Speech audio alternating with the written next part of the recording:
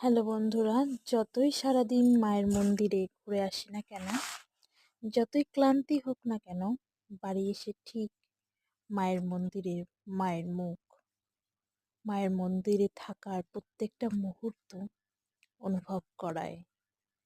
তো তোমাদেরকে, যার জন্য আমি আরও দ্বিতীয়বার এটি আবার শেয়ার করলাম, তার কারণ তোমরা যদি কেউ মনে করো যে এই মন্দিরে যাবে বা এই মন্দিরের নাম অনেকেই শোনেনি বা অনেকেই জানে না, কাছের মধ্যে থেকেও অনেকের অজানা, তো তোমরা শিয়ালদা থেকে দত্তপুকুর বা বামনগাছি নেমে টোটো বা অটো রিজার্ভ করে এই নাকশা মায়ের মন্দিরে যেতে পারবে। বা যদি মনে করো যে হাঁটা পথটা খুবই দূরত্বের, অনেকে আবার সেই দূরত্ব সাধন করে, তো এই মন্দিরের বিশেষত হচ্ছে শান্ত পরিবেশ, মন শান্ত করা চারিদিকটা। আজকে মায়ের বাৎসরিক পুজো বলে, মেলা বলে প্রচুর ভক্তের আগমন ঘটেছে, কিন্তু বছরের অন্যান্য সময়গুলো খুবই শান্তিপ্রিয়।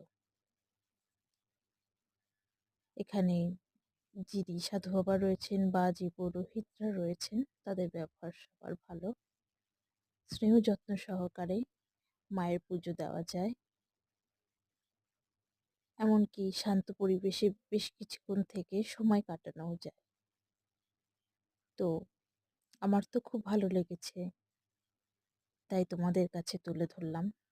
তোমরা যদি কেউ যেতে চাও ওই মায়ের মন্দিরে, মা খুব জাগ্রত, তোমাদেরও খুব ভালো লাগবে।